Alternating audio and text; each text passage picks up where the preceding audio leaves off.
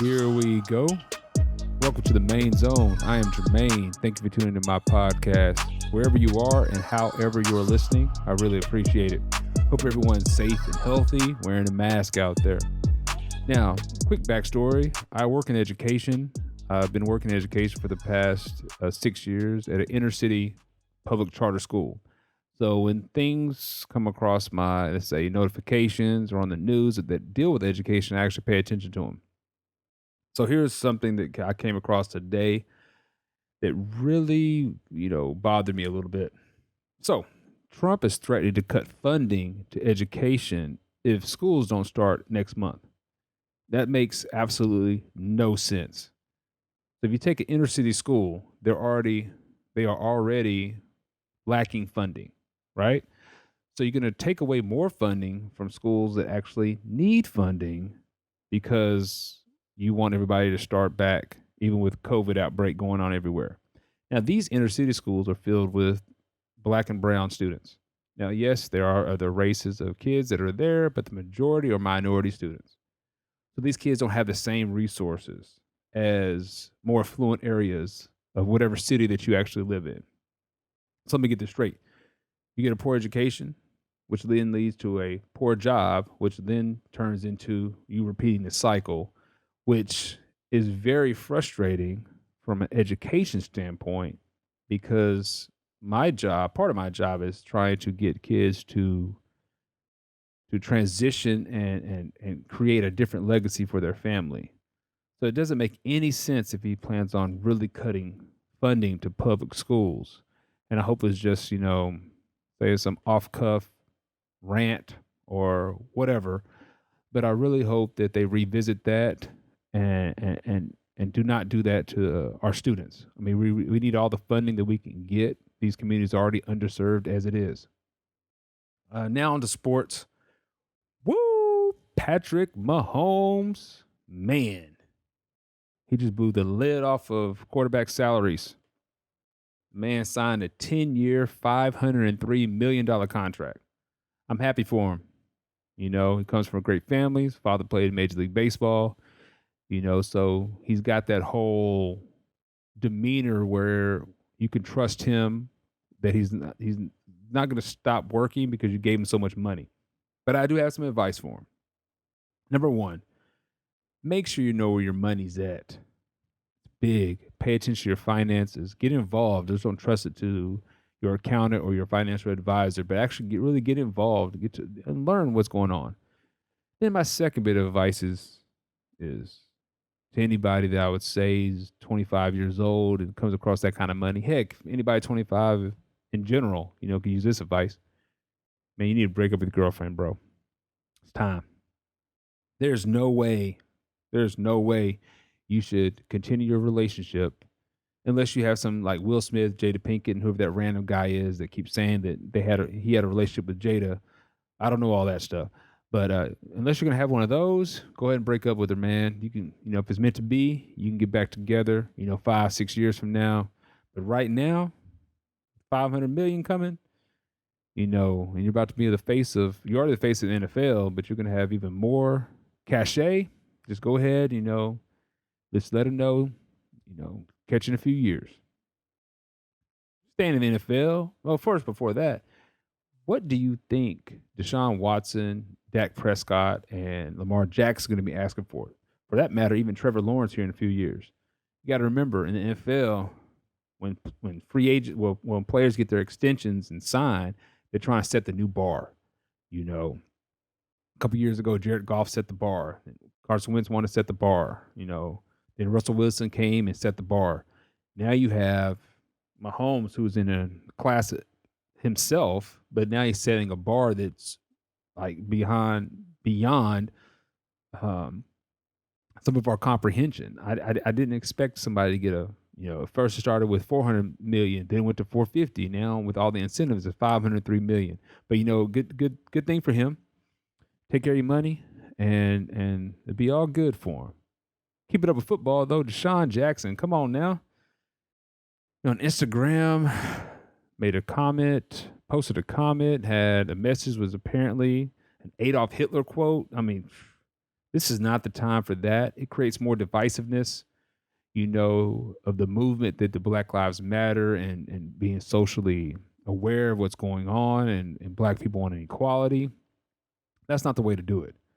I know he, got back on his social media platforms and apologized and it was taken out of context and all that, but you got to be, when you're in a position where people really pay attention to you, you need to be more mindful and do a little research before you just, push post.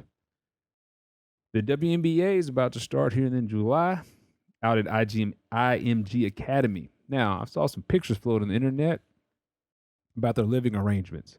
The WNBA needs to do better. They've made some great strides in increasing player salaries and things like that. But they need to make sure that their living arrangements are solid. Now, I get it; they're not going to be staying in the place like the NBA players, but it doesn't matter. They need to make sure that the living arrangement that they have for these amazing basketball players is sufficient. Yeah, got the Atlanta Dream part owner made wrong comments. I don't care if that's what she believes; you just don't say it. She doesn't want Black Lives Matter painted on the court, but she wants instead players to have the American flag stitched to their jersey. Just be quiet. Clearly, she's out of touch with what's going on in society right now. So she should either be quiet, and then even, take the time to think, does she even want to be part owner of the team? I mean, the majority of her players completely disagree with her statement. Heck, the majority of the whole WNBA disagree with her position on the matter. So she needs to reevaluate, and probably she needs to decide to, step down. Big ups to the NBA. Well, let me not say big ups. Let's go small ups to the NBA. They're allowing players to have, social justice statements put on their jerseys, but they handed them a list of approved words and phrases. Now, I get it. You can't say, you can't go all NWA and say F the police, but I think they could have allowed players to have a bigger say in what they wanted to have put on their jerseys. I don't think it needs to be a list of, 10, 15, 20 approved slogans or words. I think each player could have articulated what he really wanted to say, and then ask for approval. As long as it's in good taste, that way it's not it looks like the way they're doing it's like a uniform. It's like, okay, so these 10 players are going to have this on, these 5 players are going to have this on, these 12 players are going to have this on, which turns into just the 20 words. No, allow players to voice their opinion, and or whatever concern that they might have, because again, for every player, it could be different. Now, the Washington football team, I'm not even going to say their mascot's name, but they're finally looking to change the name. Man, what a step in the right direction. Not a fan of the team. I'm a Cowboy fan, so that's neither here nor there, but try to throw that in. The whole notion that teams don't change names is absurd. Of the 4 major sports teams in America, every one of there's been a team on every one of them that has made a name change in the last 25 years. And something in my research, and I was looking that up, was that the Stanford University from 1930 to 1972 was called the Stanford Indians. I didn't know that. They changed their name in 1981 to the Cardinals. Did any of you all know that? Now, Carmelo Anthony went on Instagram and posted he had a post that said, get rid of, was it Warriors, Chiefs, Blackhawks, Indians, Braves, and the Washington team. Get rid of all of these slogans. The Warriors, now, I'm about to disagree with him on that. The Washington team, yes, it's offensive. Get rid of it. She got rid of it 30 years ago. But the Warriors, I mean, that's a stretch. Call me ignorant. I didn't know that that Golden State was referred to as Native Americans. I didn't know that.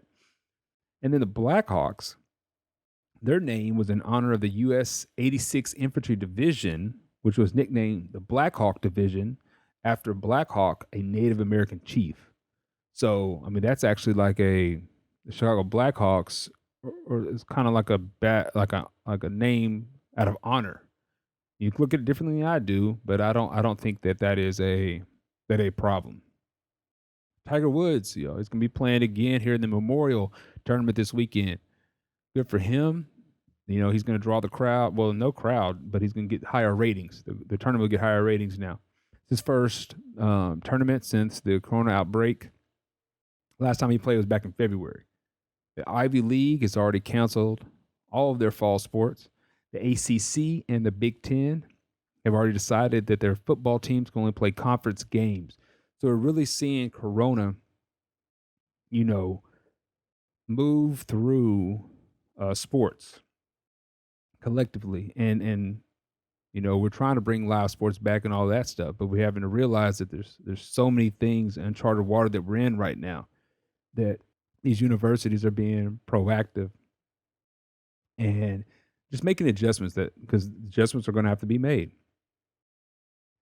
Kenny Smith, I mean, Kenny Smith gets on yesterday. Well, I'm not the date, so it's not going to be yesterday, but he names his top 10 all-time NBA players, and for some reason, LeBron ends up at number 9 and Kobe's at number 11. Now, I get it. Kenny Smith is a UNC product, played in the NBA, won a couple titles with the Rockets, hit some big threes in the 95 finals against the Magic. His best year, I think he was 17 and 7. So he knows way more basketball than I will ever know. But I got to disagree. There's no way Bill Russell's better than Kobe and LeBron. I mean, Larry Bird's not better than those guys. I get it. It's my era is the greatest, so these guys aren't better than me, or these guys aren't better than the guys in my era. But just look at the guys. There's no way that LeBron is not in the top 5 all time, as with Kobe. They're both top 5 players. You can go let's go 7 at the far as you can go down is the top 7 for both of them. All right, now JJ Redick was on a podcast, I believe yesterday, and he made a comment that I'm like, come on, man, I get it. Trust me, I'm black.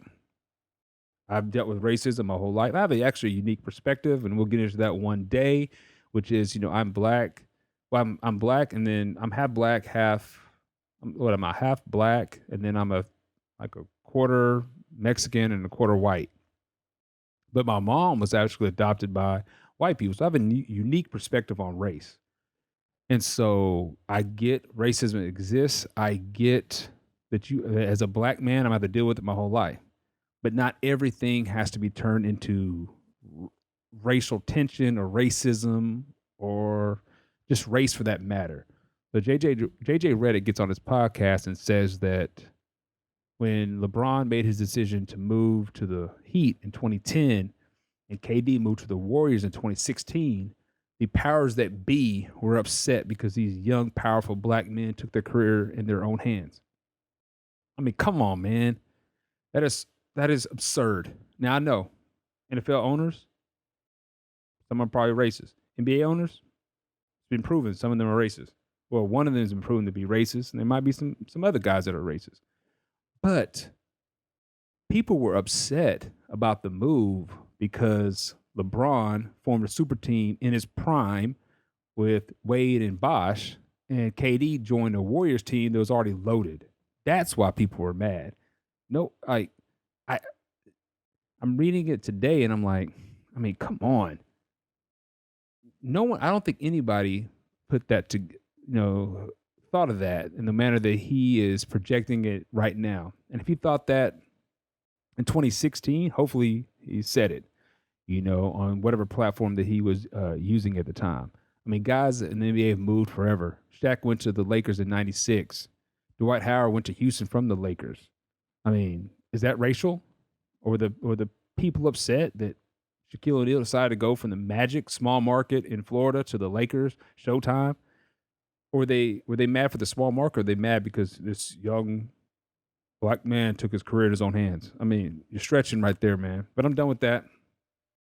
I mean, I'm going on about those type of issues, but let's move on to what I'm going to be discussing today, which is the NBA Restart 2 team analysis. I'm going to go over every team that's in the bubble. I broke them down into 4 categories. You have the Zion effect. Then you have your I just don't want to get sick group. Then you have your they're close, but it's not their time. And then you have your group of teams that they're there to win a title. And if they don't win, they're gonna be mad because they risked their life and health. And they came up short. Now, the Zion effect is these 6 teams. You got Portland, Phoenix, New Orleans, San Antonio, Sacramento, and then east you have Washington. They all got invited because they're 6 games or fewer out of the 8th seed. So in a normal NBA season, the top 8 in each conference make the playoffs. But for some reason this year with Corona and all that they decided to add any team that's within 6 games. Doesn't make sense other than the fact that, like I'm saying, it's called the Zion effect. The NBA, they're trying to create some buzz, and they would love to have Zion in the playoffs, especially to go against LeBron, but we'll get to that in a second. So they created this new rule this year, which allows those teams to get into the playoffs, and then even if the 8th seed at the end of these 8 games has a better record, they have to be 4 games ahead in order for them to automatically make the playoffs. If they're not, then the 9th seed gets to play the 8th seed, and the 9th seed has to beat the 8th seed 2 times before the 8th seed beats the 9th seed 1 time. I mean, they're doing a lot. They're really doing a lot to create some buzz about the NBA. But good for them, They're trying to do things a little bit differently this year. But I don't believe they would be doing that if Zion Williamson's team was like dead last. I think they would just roll with the top 8. My group of let's just don't get sick. That's Orlando, Brooklyn, Indiana in the East. And in the West, you have Memphis and Utah. They're close, but you got to make some moves. In the West, you have Dallas, Denver, and Oklahoma City. In the East, you have Philadelphia and Miami. And then finally, we got to win or I'm going to be so mad because we came out here and possibly could get sick. The Lakers, Clippers, and Houston in the West. In the East, you got Milwaukee, Toronto, and Boston. So I'm going to start with the Zion effect. These are the teams that are all outside the playoffs right now looking in. Start out East. Washington. I mean, their record is 24-40. They're not going to have John Wall, Bradley Beal, or Davis Bertans. Remember, Bertans is not playing, so you can cash in on that big free agent contract this year. There's no way they're going to get in the playoffs. It doesn't even make sense for them to even be there. Now let's go out west. Phoenix. I mean, these guys are 26-39. They're 6 games back right now of Memphis. I mean, Devin Booker though is a stud. He's an all-star in the league. He's on pace to join LeBron James and Oscar Robertson. His only players have multiple 26 points, 26 assist seasons before turning 24. I think the suspension of DeAndre Ayton really hurt them this year. If I'm remembering correctly, don't fact check me. I think they were 7-4 to start the season, and then he got suspended for PDs and downhill from there. Spurs. I live in San Antonio, so, you got to be a Spurs fan out here. But that playoff streak is going to come to an end. 22 years straight is amazing, though. It shows the style of team that they have, the great coaching of Popovich, and then the great staff they have to get the right players around their key guys. But they were already outside the playoffs before COVID hit. And then once they shut down LaMarcus Aldridge, it was a wrap. In my opinion, they should use these 8 games to evaluate Lonnie Walker, DeJounte Murray, and Derek White. I mean, heck, let White and Murray play together sometimes. Very rarely do they see the floor at the same time. They also need to decide what they're going to do with DeMar DeRozan this offseason. But the big story about the Spurs has to do with Popovich. Rumor has it that he might head up to Brooklyn to coach the Nets.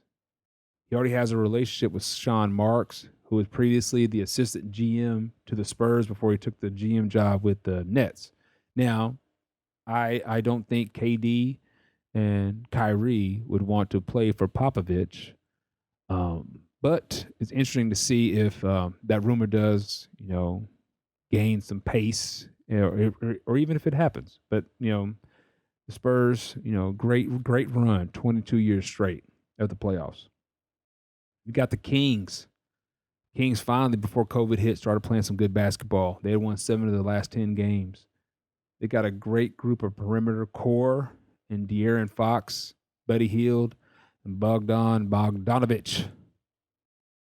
But they really missed Marvin Bagley, the third this year. I mean, he didn't play that too many games due to injury, and I think that was like a missing piece for them to try to make a playoff push for the first time in a long time.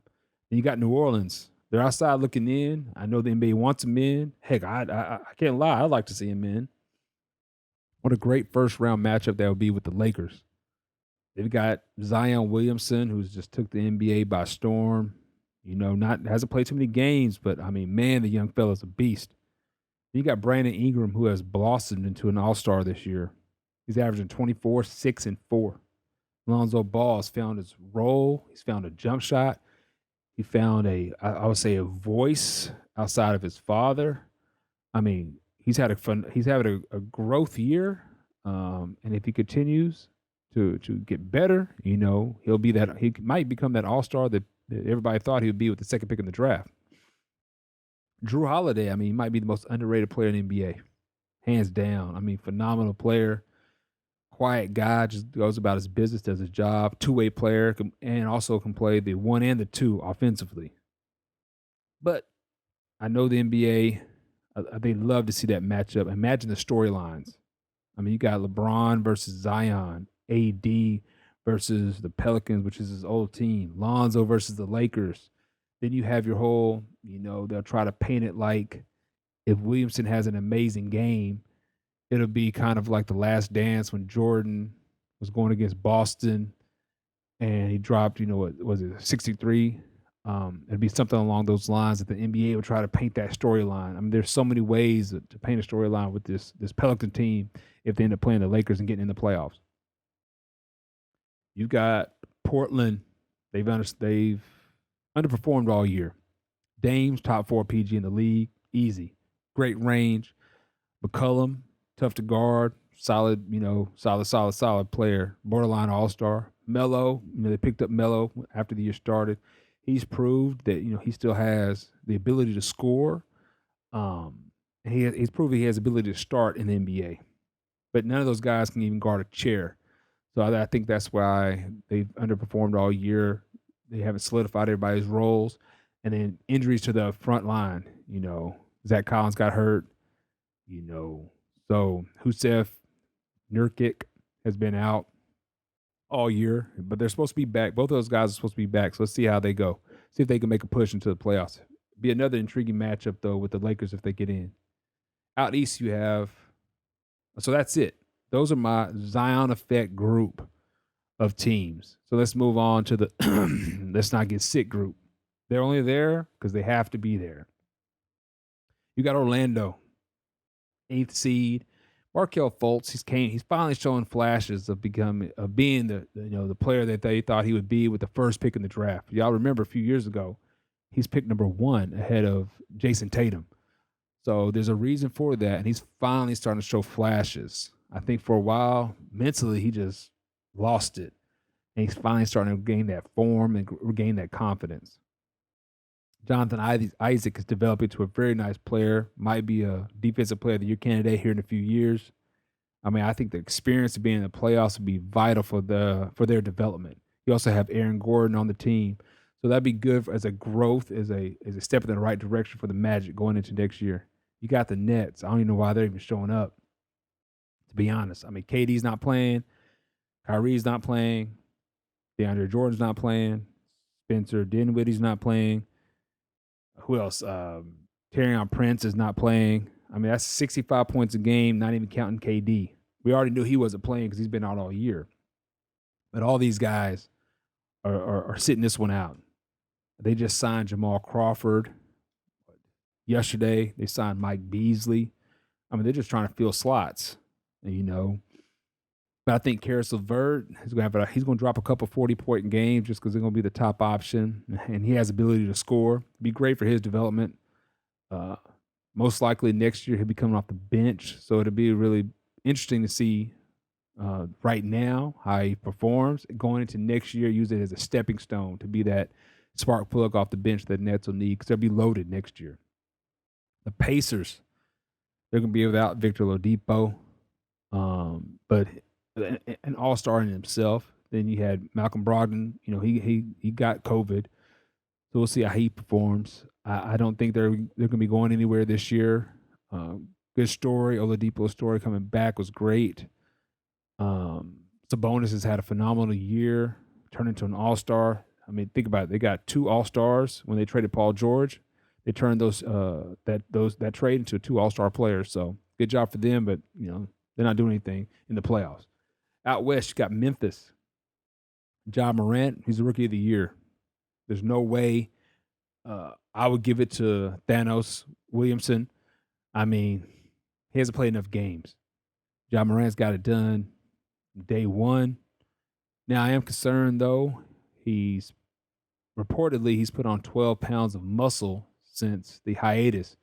I don't know if that's a good move for him. He really relies on freakish athleticism, and packing on that kind of weight rapidly can't be good for your knees. Then you've got Jaren Jackson Jr. I mean, he's going to be an all-star probably one day.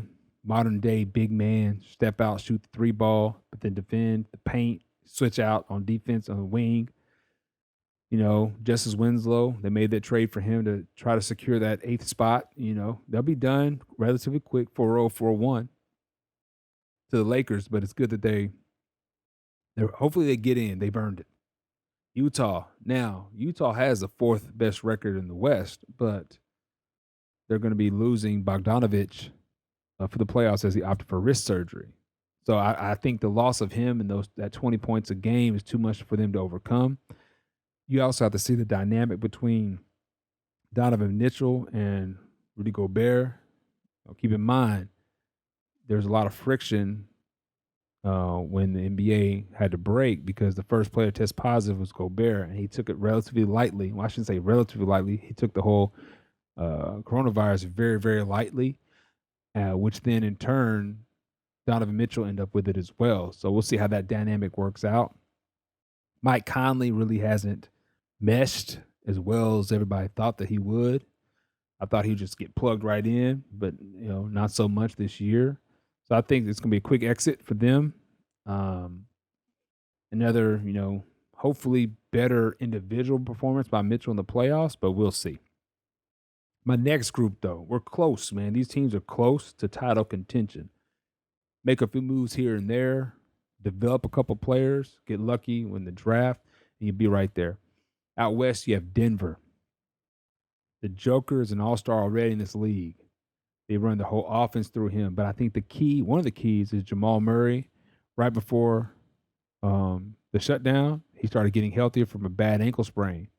He's got to open up the floor for them and be their go-to scorer on the perimeter. Now, I wish the Nuggets would figure out what they're going to do with Michael Porter Jr. When he gets minutes, he performs. The key is he needs steady minutes. I mean, we might be looking in a few years that he's the best player on their team. And that's saying a lot when you've got an all-star big man already sitting there, probably top 3 big guy in the NBA. But I think they should just unleash him. And they're not winning a title this year anyway. I get it. It's a veteran title wanting to contend team, but just see what you got out of him. You might have a 20-point per game, 8 rebound, 3 assists guy that's only 21 years old. I think 2021, 22 around there. Oklahoma City. Go ahead and give GM of the year to Sam Presti. He traded Paul George to the Clippers. He got Shai Alexander, Danilo Gallinari, and 5 first-round picks. Then he turned around and traded Westbrook to the Rockets and got Chris Paul and 2 picks. So let me get this straight. You trade your best 2 players on a team. the ones that you get back in return turn into your four best players, all of them averaging over 17 points a game. And then you still have 7 first round picks over the next few years. Now, the key is how he develops these players and make sure they get a title out of all of this, these assets that they're about to accumulate. Keep in mind, he's the same GM that had Harden, Westbrook, and Durant on the same team, and they didn't win a title. So he does a great job of building a team, but let's see if he can close it out. Now, Chris Paul, great year. Guy's averaging 17 and 7. I mean, he's really, really been a leader for the Thunder and how they prepare and how they play. And so, they've had a great season. They've had a great year. They need to make some moves, but they've had a great year. You got Dallas, man. It's all about Luka. Now, I called it before he even played in the NBA. Ask anybody that knows me. I called it. I said he's going to kill the NBA. He played high-level Europe since he was a teenager. And he had to learn how to play basketball because he's not a freak athlete. So it's not how he had to rely on learning how to do step backs and use his ability, like ball skills, ball movement, triple threat, jab steps to get his shot off because he doesn't have elite athleticism. So here he is in year 2. He's averaging 29, 9, and 9 if you just round it all up. Amazing. I mean, he's, again, y'all, second year. Porzingis is a great second option. Keep in mind, back in the day, he was an all-star for the Knicks. Tim Hardaway Jr. has really, really came on this year. Probably had his best year of his career. Now, the loss of Dwight Powell is going to hurt them in the playoffs, but I think the Mavs can make a few moves here in the next few years, and they'll be right there as title contenders. Out east, you got the 76ers. They're the 6th seed. They've underperformed all year. Now, I'm not a big fan of Ben Simmons for the simple fact that he can't shoot. Like, you play basketball. You got to learn how to shoot. I really want to question, does he just like being in the NBA? I mean, he hasn't, how much better has he gotten in the 4 years in the NBA? Like, think about it. His numbers across the board are virtually the same. And in the playoffs, when the game slows down, the Sixers end up playing 4-on-5. I think they're going to miss J.J. Redick's perimeter game this year in the playoffs. Joel Embiid is a monster. Imagine how nice he'd be if he ever got in shape. But he's a monster. But when he shares the floor with Simmons, there's no space, or he's out in the perimeter trying to shoot threes. I think, they're not going to win this year. I think they need to spend time next year deciding what they're going to do this offseason, deciding what they're going to do with those two guys. Are they going to try to, go at it again with both of them as cornerstone pieces, or are they going to break them up and trade one of them? Miami, interesting team. Not a lot to say. They got 2 All-Stars. Jimmy Butler's had a great year. Duncan Robinson and Tyler Hero are some great shooters. I mean, everybody knows their role on the team. Iguodala, I think, will help a lot in the playoffs. But I still think they're about one legit player from being true title contenders. And then lastly, we have the man I risked my health, and we didn't win the dang title. Got the Raptors in the East. They're sitting with the second best record in the NBA. I mean, they lost the top 3 player in the world and haven't slowed down. Pascal Siakam has turned into their first option and has had a great year. Fred VanVleet has really stepped up. Kyle Lowry has been steady, 28 a night. The Raptors, I mean, I think they really believe that they can repeat. And that's saying a lot because once they lost Kawhi Leonard, I don't think anybody had them as true contenders in the NBA anymore. Now, Boston is right in between. They're young, but they got some solid players. Kemba Walker moving over to the Celtics has been great for them. Jason Tatum, y'all, just blossomed into a top 3 player in the East. Go-to scorer, got a perimeter game, can put the ball on the floor. I mean, they're one of a few teams, probably in the NBA, that has 4 guys that can get their own shot anytime. Tatum, Jaylen Brown, Kemba Walker, and Gordon Hayward can all create their own shot whenever they want to. Side note, big ups to Jaylen Brown. Great, thoughtful, smart young man. His vision he has for social justice, his outlook on life is really unique for someone so young. Just throw that out there. Big ups to him. Now, they're a bit undersized up front, which will pose a problem against the Bucks. Other than that, they're an exciting team to watch. I'm looking forward to seeing Jason Tatum perform in the playoffs. He's not going to back down. Got to keep in mind a couple years ago, his rookie year, he dunked on LeBron in the playoffs, had a great series.